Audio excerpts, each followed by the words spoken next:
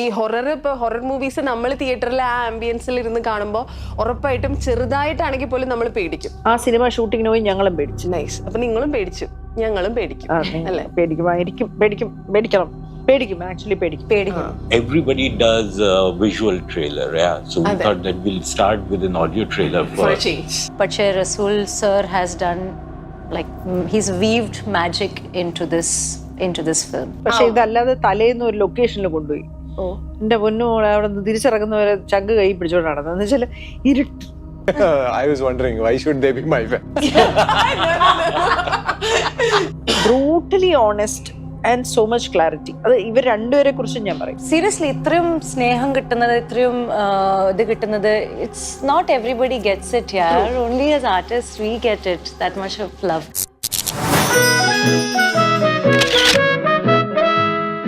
Indian cinema ചരിത്രത്തിലെ ആദ്യത്തെ audio trailer അതൊരു മലയാളം സിനിമയിലാണ്. അതേ മലയാളം സിനിമയിലെ ആക്ടേഴ്സ് ആൻഡ് ദ പ്രൊഡ്യൂസർ ആണ് ഇന്നത്തെ നമ്മുടെ guest.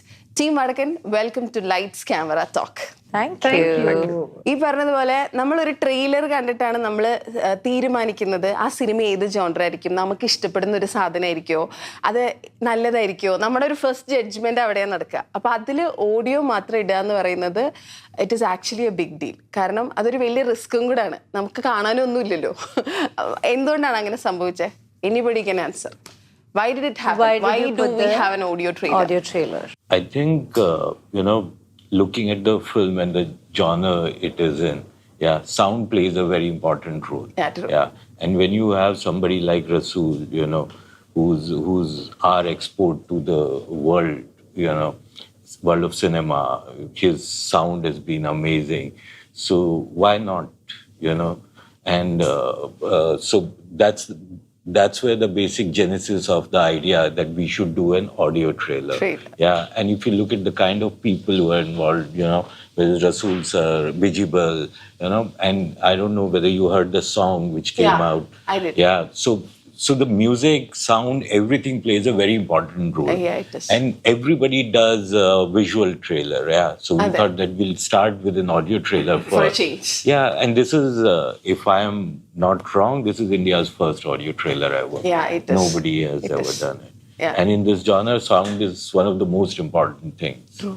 Yeah, so that's why. സത്യം, ഹൊറർ സിനിമയിൽ സൗണ്ട് ഇല്ലെങ്കിൽ പിന്നെ എന്താല്ലേ?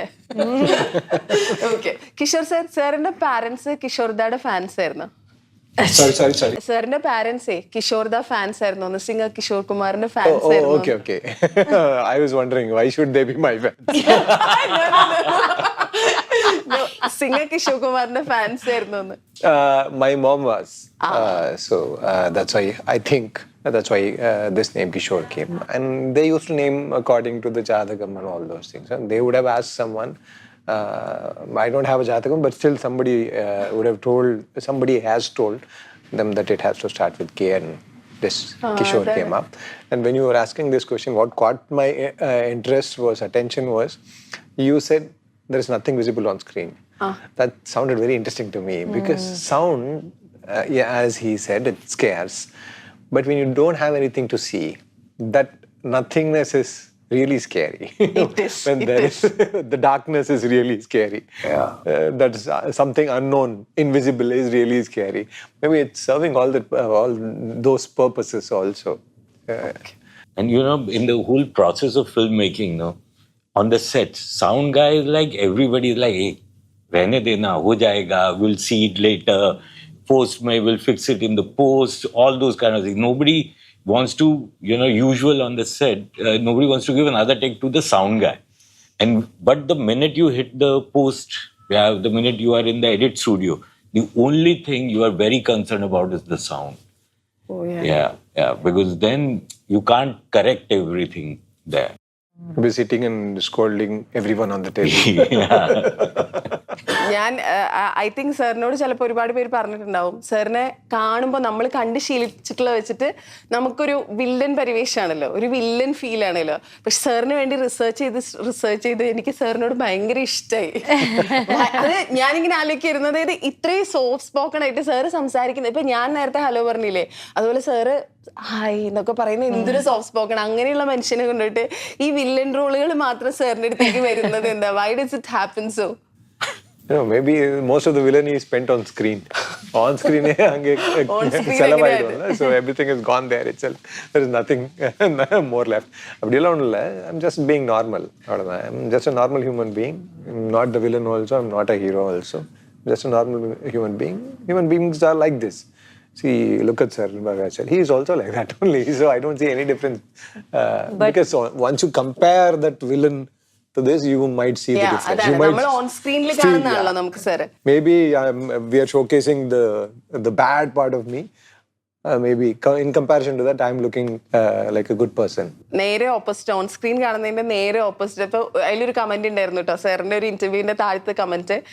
ആ കമന്റ് എന്തായിരുന്നു എന്ന് വെച്ചിട്ടുണ്ടെങ്കിൽ, റിയൽ ലൈഫിൽ ആക്ച്വലി റെഡ് റോസ് ആണ്, റിയൽ ലൈഫിൽ വൈറ്റ് ജാസ്മിൻ ആണ്, അത്രയും പ്യുവർ ആണ് എന്ന്.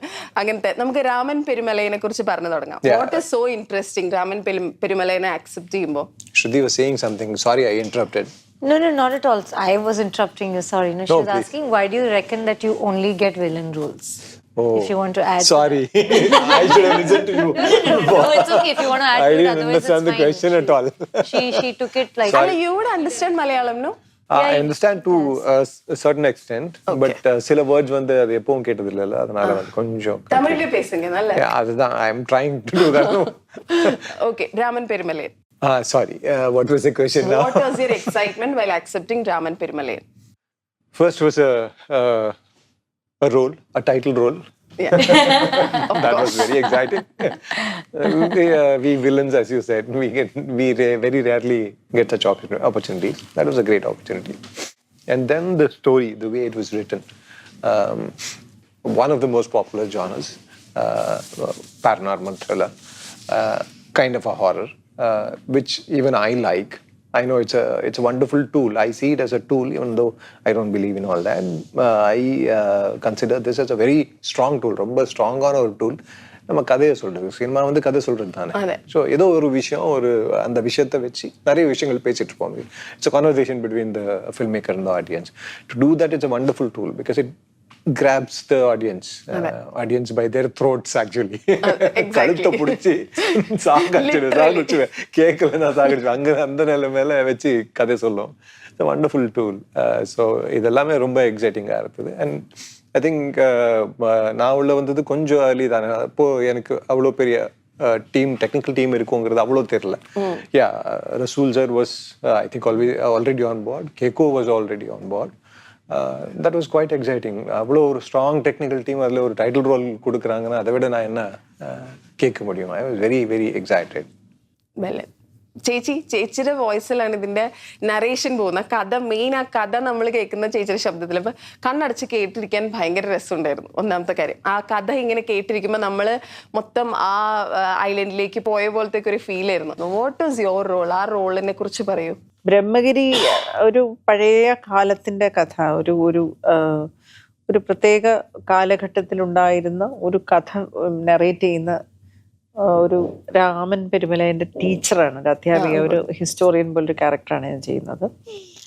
എൻ്റെ ശബ്ദം ഈ ഒരു കാര്യത്തിന് വേണ്ടി തിരഞ്ഞെടുത്തു, എന്നെ ഇതിൽ കാസ്റ്റ് ചെയ്തു എന്ന് പറയുന്നതിൽ ഞാൻ ഭയങ്കര ഗ്രേറ്റ്ഫുൾ ആണ്. കാരണം അത് ഭയങ്കര ഇമ്പോർട്ടൻ്റ് ഒരു ക്യാരക്ടറാണ് അതിനകത്ത് നറേഷൻ എന്ന് പറയുന്നത്.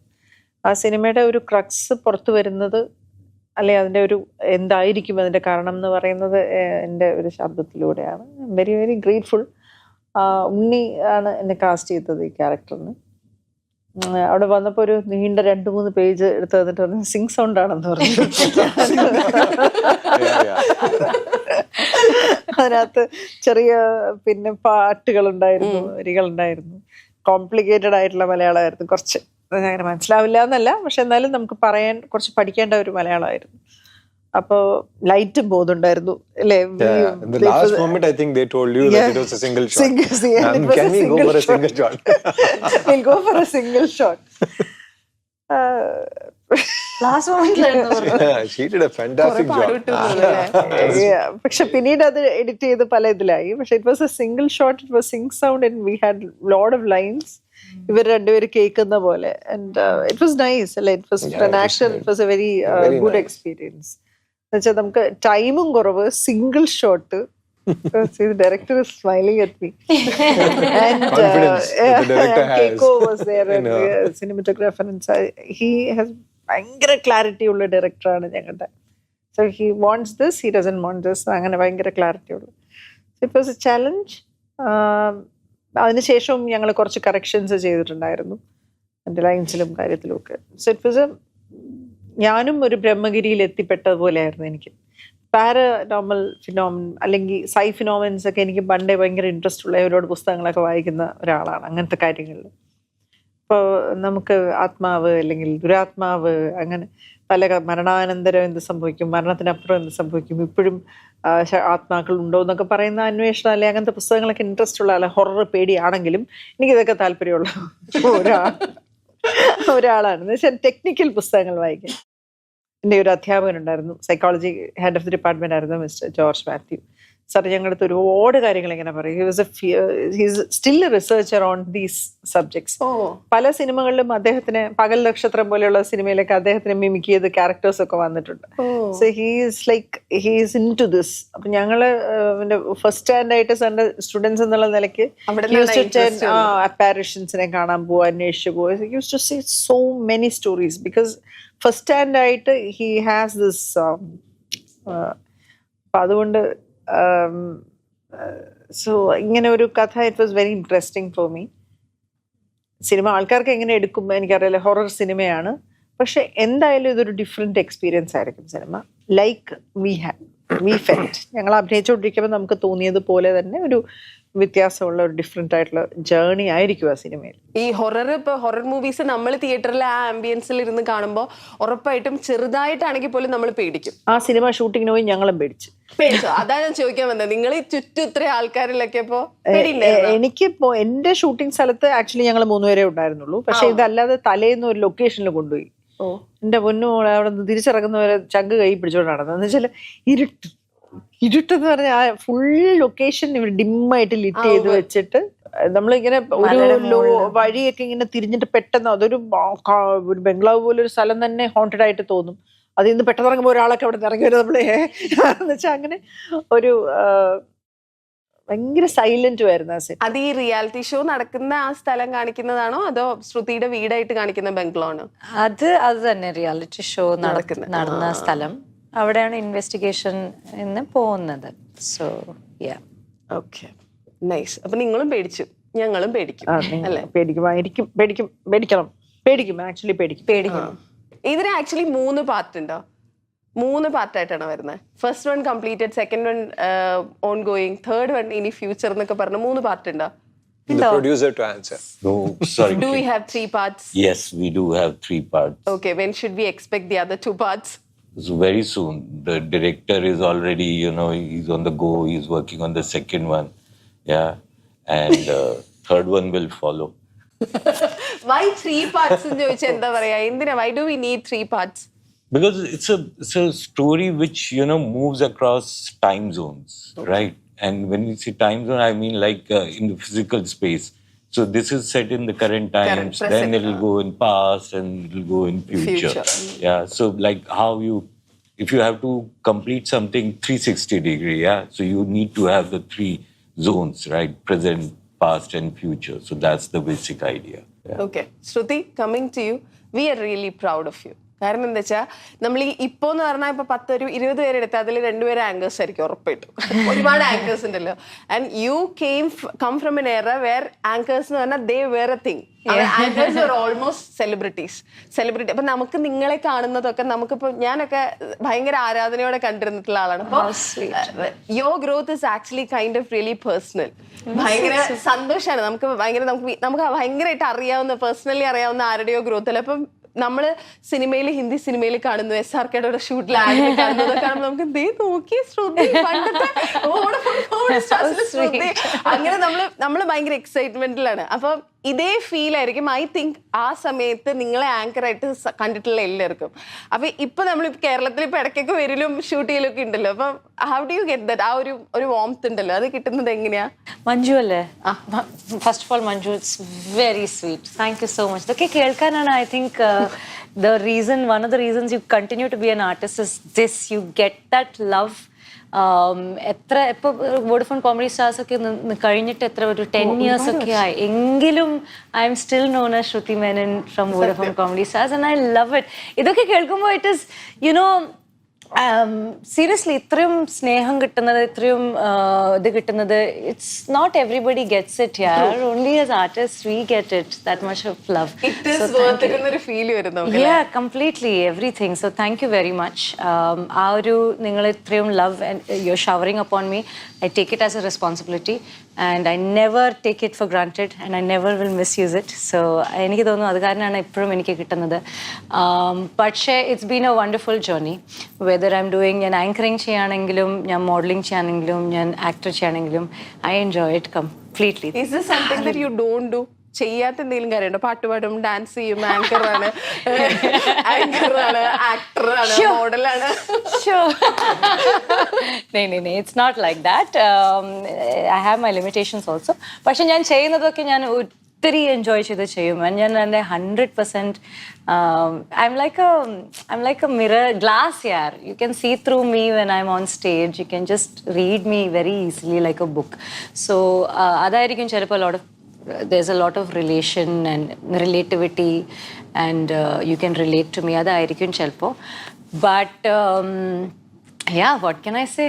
അല്ല, ഞാനിങ്ങനെ ആക്ച്വലി ഇൻട്രോ പറയാൻ നേരത്തെ ആലോചിക്കായിരുന്നു, സർ ഇല്ലായിരുന്നു വെച്ചാൽ I would have said I have got 3 pan-Indian actors എന്ന്. നിങ്ങൾ പല പല ഭാഷകളിലാണല്ലോ അഭിനയിച്ചിരിക്കുന്നത്, തമിഴ്, തെലുഗു, മലയാളം, ഹിന്ദി എന്നൊക്കെ പറഞ്ഞിട്ട്. അപ്പൊ ഒരു സെറ്റ് ഓഫ് pan-Indian actors ആണ് അല്ലേ പറയുമ്പോ, ലിറ്ററലി പറയുമ്പോ.